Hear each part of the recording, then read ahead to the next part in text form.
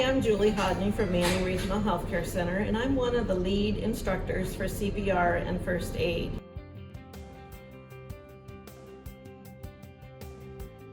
So there's a couple ways to do CPR. There's hands-only CPR, and that's non-stop compressions where you don't stop to give breath.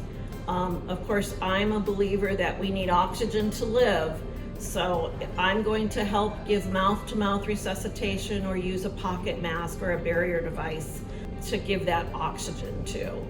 In the case of a real emergency, when you see someone down on the ground, the first thing we're going to do is make sure that the scene is safe. Then we need to check the person's responsiveness. Are they responsive? If they are not responsive after we've tapped and shouted and tried to wake them up, we need to be calling 911. Initiate that emergency response system to come immediately and not prolong their travel to get there. Once we've called 911, we've maybe yelled for help to have them come and help us bring the AED and the first aid kit, then we need to check for breathing. Healthcare providers like myself sometimes will try to check that pulse. The same time we're looking to see, are they breathing? If they are not breathing and not having a pulse, we want to start CPR. When we first come upon a person who may be unresponsive, they might be in a bed or a crib. We know we can't do effective compressions on a mattress, so we need to get a hard, flat surface behind them. Cutting board, I've heard people use ironing boards, or we might have to place the person down on the floor.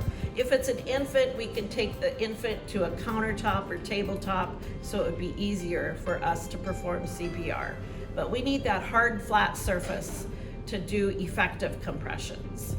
Start with compressions at the lower half of the breastbone. Compress hard and strong 30 times, and then give 2 breaths. So we're doing 30 compressions to 2 breaths to the speed of staying alive, and we want to do 100 to 120 compressions a minute. Continue until the advanced help arrives. Maybe the AED has arrived.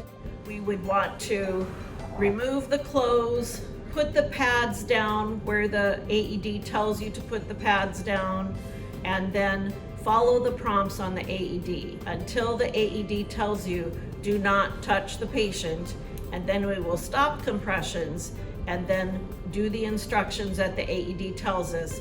It might ask us to push a button to shock them, or maybe it will automatically shock them.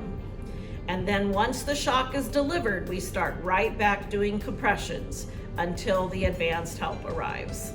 If someone is nearby and you see someone doing CPR, I hope you have the confidence to say, I can help you, because it is tiring.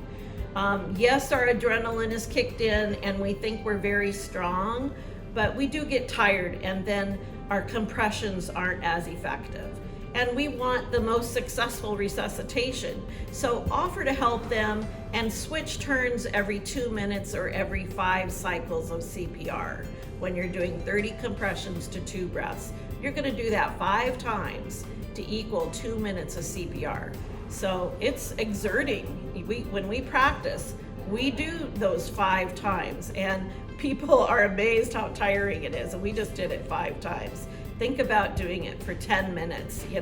We want to help each other out. To join a class, all you have to do is register, give me a call. I usually do 6 p.m. classes for the community, and we start out with a short video, and then we start right in with the skills. We practice on some really great mannequins that give us feedback.